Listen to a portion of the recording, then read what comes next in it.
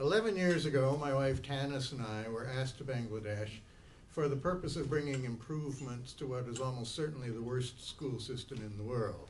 That is but one of the measures by which Bangladesh distinguishes itself negatively. There are many, many other such measures. Bangladesh is always at the very top of the list you don't want to be on. It's always at the very bottom of the list you do want to be on. The challenge of the worst school system in the world proved to be greater than we could resist. So we packed up our 4 quite reluctant children, and we moved from what was then ranked as the best city in the world in which to live to what was then and is still ranked as the worst city in the world in which to live. We went there to that purpose, but when we got there, we began to see a situation that struck us as more serious and more dangerous than a deficient school system, and that is millions of children in the terrible and enormous city slums who are too poor to go to school at all. And we also observed that no one was doing anything about this problem. There are a number of very well-known agencies that work in Bangladesh, but they've always limited themselves to village development. None of them have ever wanted anything to do with these very dangerous, very forbidding city slums. So in light of no one else doing anything about it and being perfect fools, Tanyss and I decided that we were going to try. And we quite soon construed that we would have no appreciable effect on this growing situation in Bangladesh if we were to approach it by the normal method. And by that I mean by building schools, hiring teachers, filling the schools with children. That's the first approach anyone thinks of course, but that approach is not answering the problem in Bangladesh. Neither is it answering the problem in our 2 newer countries of Pakistan and Nigeria. And as a matter of fact, that approach simply is not answering the problem in the world. That's been doing absolutely nothing to diminish the number of children in the world who can't go to school. So we knew we needed to find a means that was more effective, much more cost-effective, and more sustainable.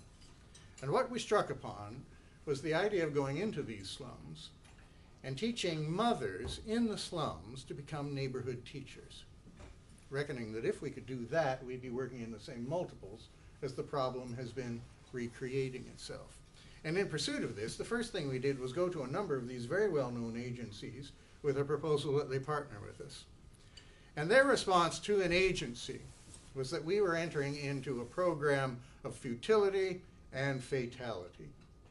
Fatality in that surely either the slumlords or the corrupt and lethal police in the slumlord service or the enraged and threatened husbands of these Muslim women we were proposing to teach would bring our efforts to a very rapid and emphatic conclusion.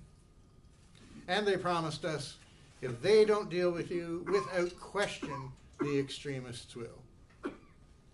But they always had what they felt was a clinching argument against this idea, and it was that even if we could reach these unreachable, wholly uneducated women, they could never learn to the extent of ever teaching anybody else.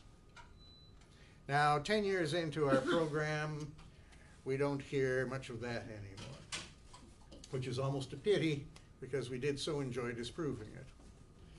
What I'm going to do today is tell you less about what we do, because I think many of you are quite familiar with what we do. I'm going to speak more about what effect is created by what we do and what Rotary support is accomplishing with these most unfortunate people.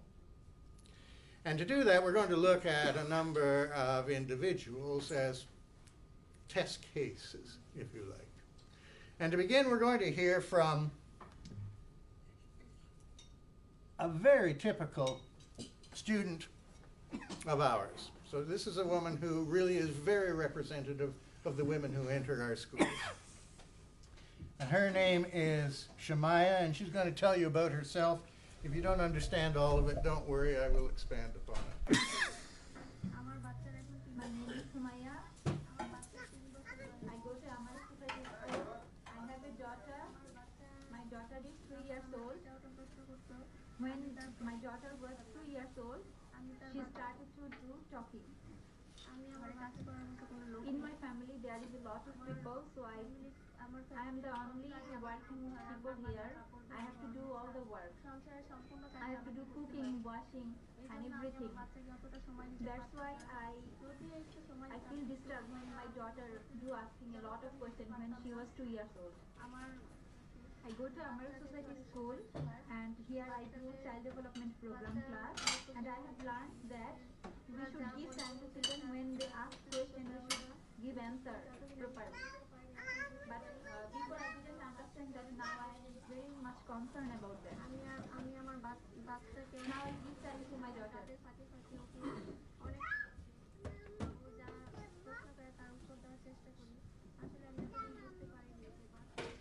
Now what Shemaiah is describing there is a very normal circumstance for a girl growing up in these slums. She was married at a very early age. In Shemaiah's case, she was married at the age of 11. At which point she moved from her household into her in-laws' household. So this is not a matter of her setting up a love nest with her new groom, anything but. She moves from her household into her in-laws' household into a state that can only be described as domestic slavery. There's no other possible way to describe it.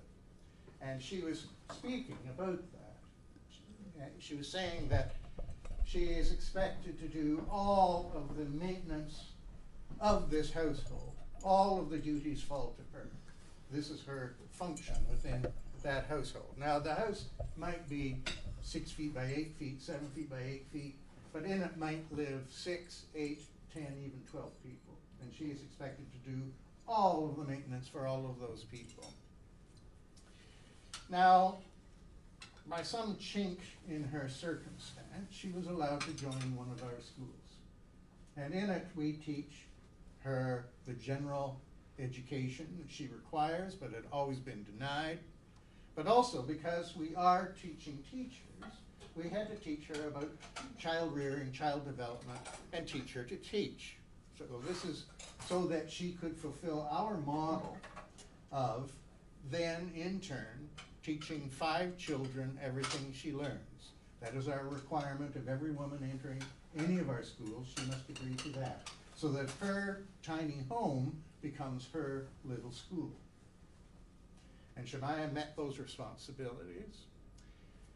Now we teach about child development for that reason, but also for a second reason, and that is because normal treatment of children within these slums has been horribly harsh. You would be appalled to see the usual treatment of children in these slums, but I'm very pleased to say that our mothers very rapidly embrace the kinder and more effective methods of child treatment, child education, child rearing that we teach them, and then they don't just practice that, they proselytize.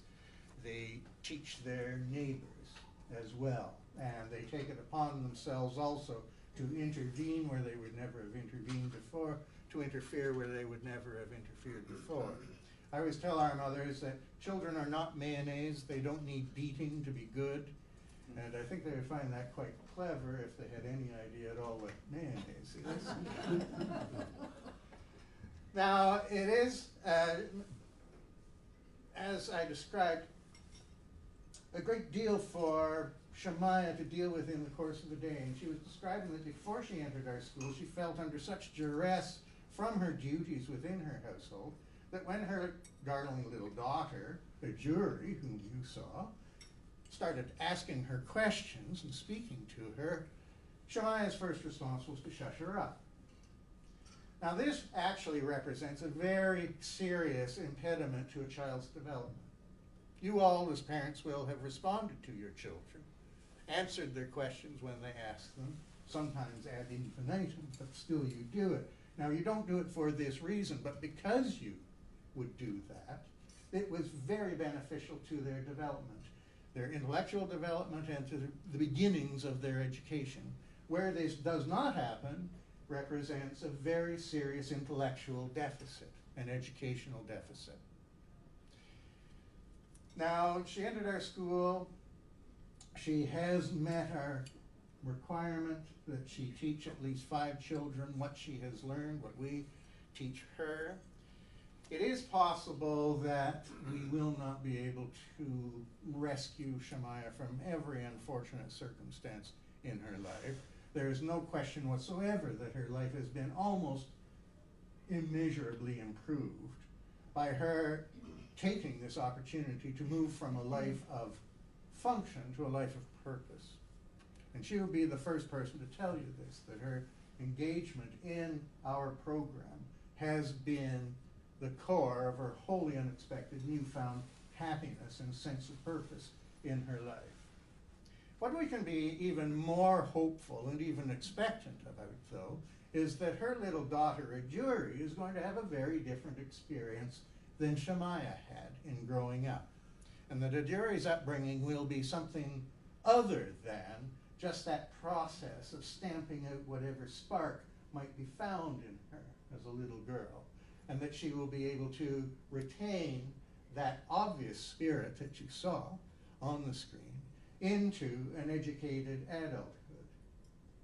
Now, if our hopes regarding Ajuri are to be realized, we should be able to see evidence of that all along. And as a matter of fact, the film I just showed you was shot a few years ago. And just a couple of months ago, a few months ago at this point, I was able to visit Ajuri and to see how she was getting along. And we're going to have a look at her now.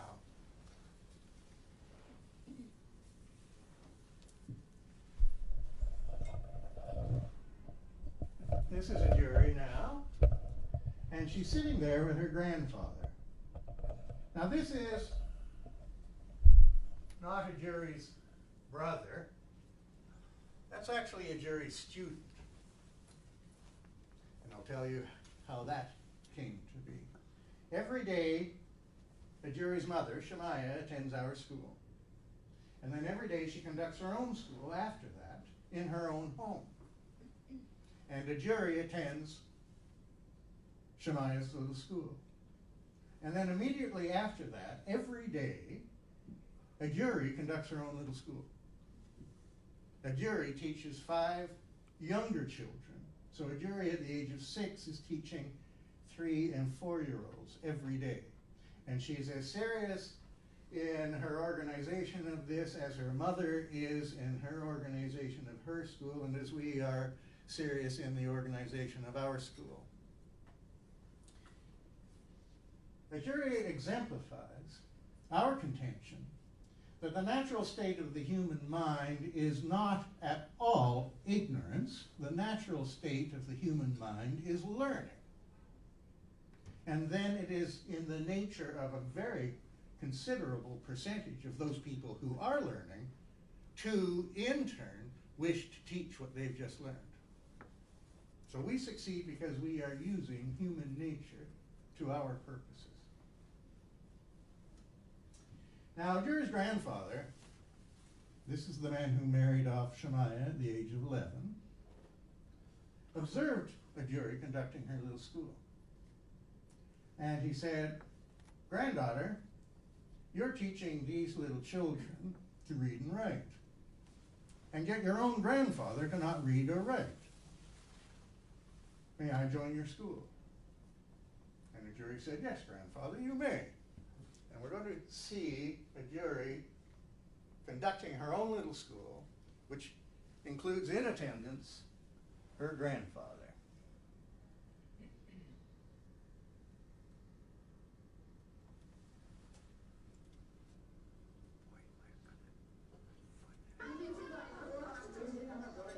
Now here she is. She's guiding his hand as she's teaching him English letters.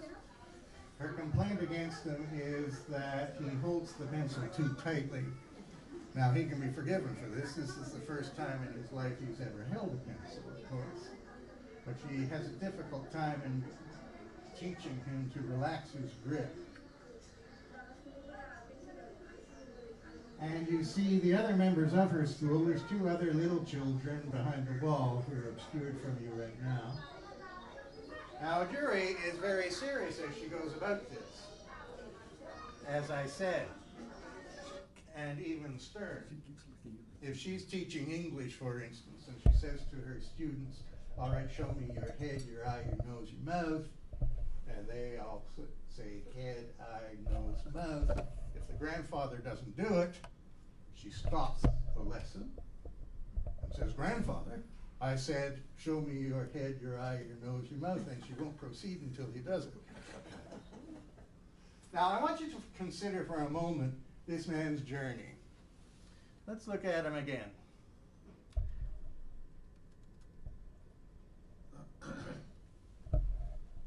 He has gone from believing that women and girls are a burden to be divested as quickly as possible, to respecting their ability to impart to him the wisdom and the knowledge that he needs. This is a very considerable journey he has undertaken, as a matter of fact. The little boy in a jury's class is not going to have to take that journey. He is not going to grow up with the prevalent prejudices against girls and women. He will not, for instance, maintain into his generation, and neither will any of the children, any of the boys in the slum, maintain into their generation the prevailing view that women are brainless baby machines. They will have gained their education by way of a woman and sometimes by way of a little girl. Now, right now, ISIS is attempting to establish itself in Bangladesh, trying to make itself known in what is a very, very crowded field of homegrown terrorist organizations. And one of the ways that they've decided to attempt to bring attention to themselves is by recruiting ignorant, desperate Bangladeshis to shoot foreigners. How ready is this man going to be to do that? How ready will any of his sons be to do that? This is how we deal with extremism in the world. I am the first foreigner this man's ever met. It is quite possible that I'm the first foreigner he's ever seen, as a matter of fact, and yet he professes his love for me, and as a matter of fact for all Canadians, for the benefit they have conferred upon his family. He's a lost cause to extremists at this point. Now I'm going to show you, I will say that we're very encouraged by Adiri, of course, but we're very perturbed too whenever we stop and think that if we hadn't introduced our program into her slum, there is no possibility whatsoever that her undeniable intelligence would ever have come to light. There's absolutely no other means by which it would ever have been discovered. It would have remained as life's gift to us, but unopened, locked into a dark little cell. And we should be asking ourselves what this world could be if we ever actually got around to opening all of our gifts.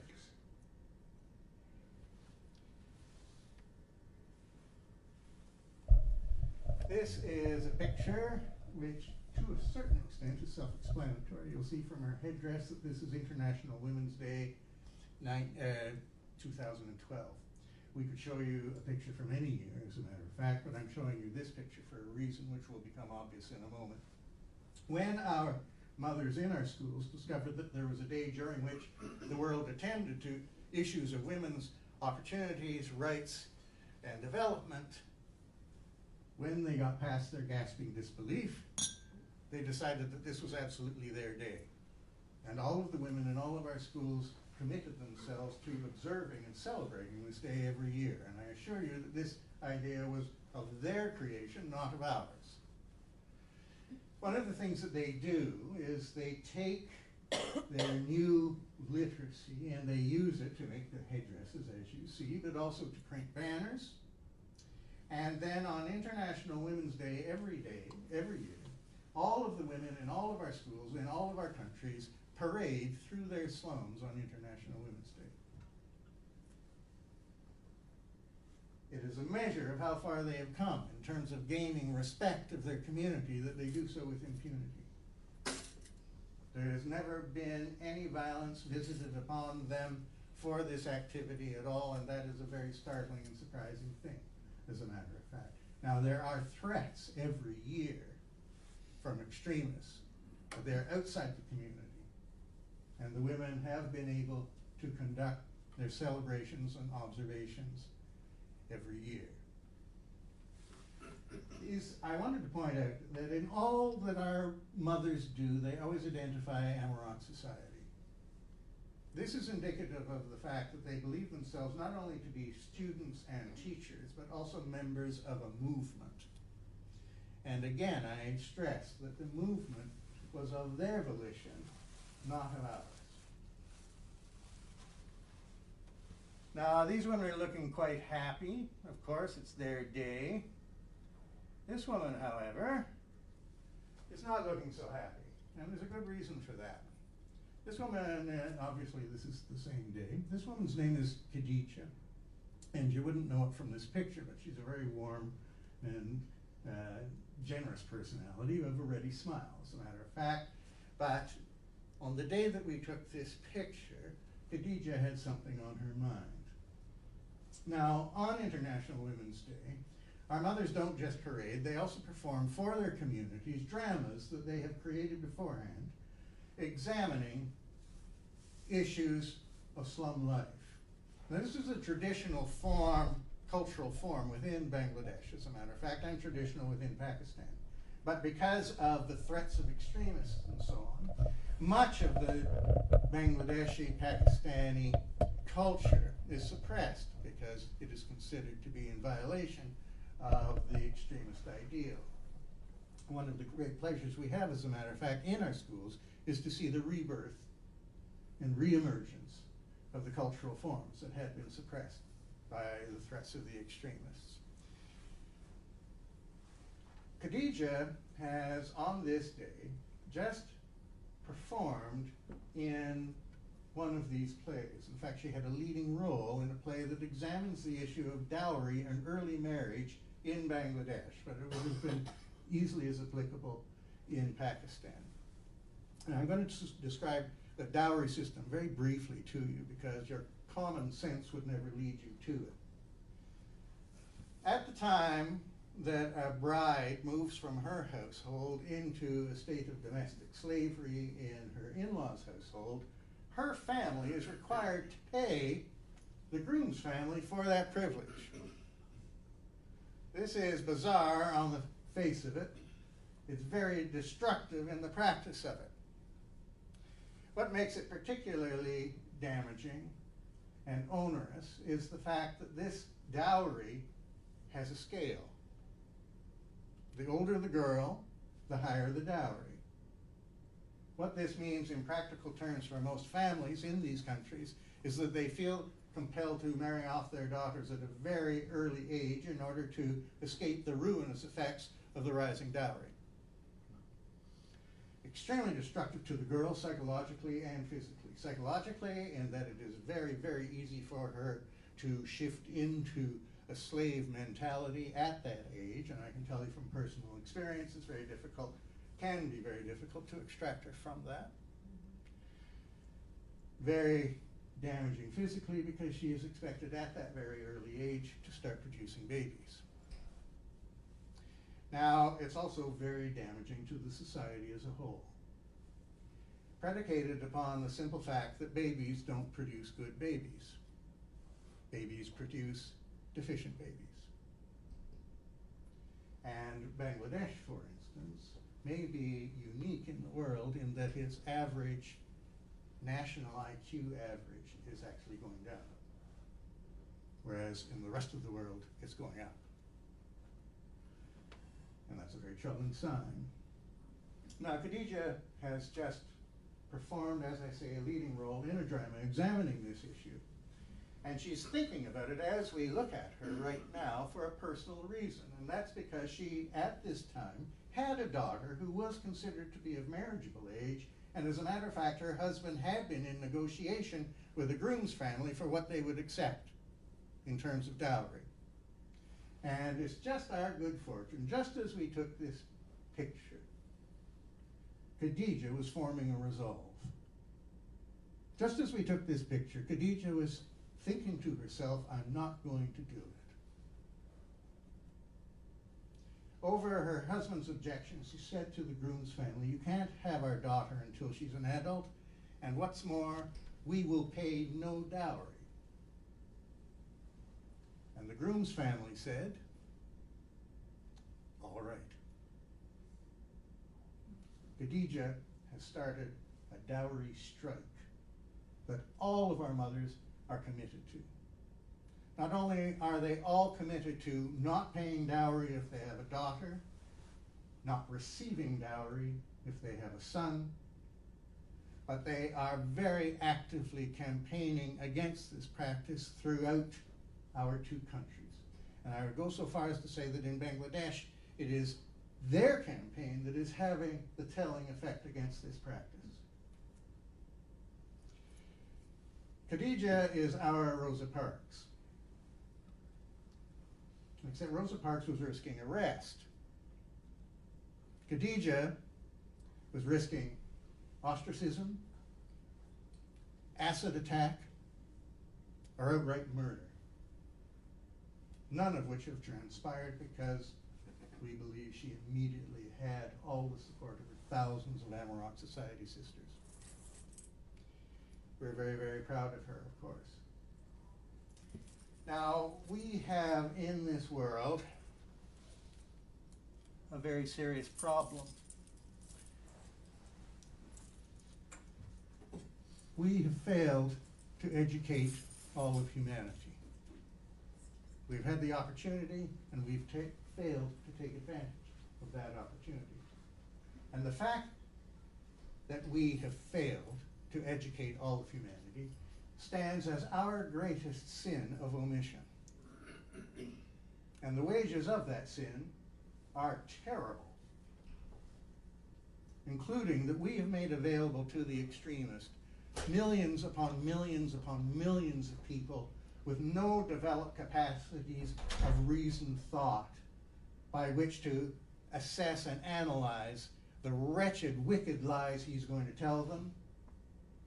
No developed, independent moral sense by which to judge the wicked deeds he's going to call upon them to carry out.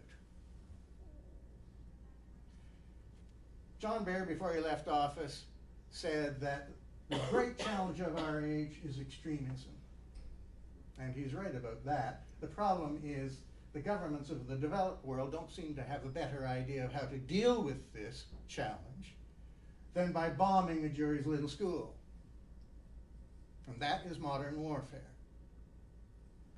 With modern warfare, we throw out the baby with the Ba'athist Party. And that's a fact. But what else can we do? What else can we do in the face of obvious barbarism? Well, we can bring our power to it. And you, as a matter of fact, are already doing that. And you do have tremendous power, and you are applying it to this issue. You have highly developed powers of reasoning. You have a world of information, and you combine those to produce genuine wisdom. And you add to that a great capacity for compassion and for love. And you've proven that by your membership in Rotary. These are not your weaknesses in the face of bald brutality, they're your strengths. The extremist has no answer for them. Of course, he's going to try to draw you out of the realm of your strength and into the arena of his. But why would you ever go? Why would you ever do anything he wants you to do? You should do exactly what he doesn't want you to do, as a matter of fact. And what is that? Well, we know what he doesn't want you to do. We know what terrorizes the terrorist. We know it because he tells us every day by what he spends so much effort trying to prevent. And he's not trying to prevent bombs. He welcomes bombs. He's not trying to prevent warfare. He revels in warfare. He says, and I've heard him, we rejoice in death. So what does terrify the terrorist? She does. She is what he's trying to prevent. A reasoning, educated mind that has learned to love the world. Because there's absolutely nothing he can do with her, or with anyone whom she teaches. When Khadija learns to read, she spells death by starvation to the extremist. And when she learns arithmetic, his days are numbered. And we can produce millions upon millions upon millions of her. If we are really serious about creating and maintaining peace, we've got to stop rattling the sabres and start ringing the school bells. And we can do no better than by placing those school bells into the waiting hands of the world's mothers. They will do with them as they should. And on that note, I'll conclude.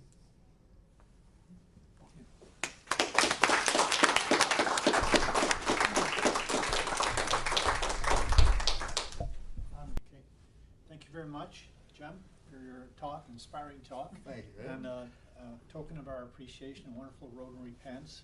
which are- Do you know how many of these pens are in the slums of Bangladesh and Pakistan at this point? One more. This will end up in a woman's hand, I assure you. Thank you, Ed. Thank you.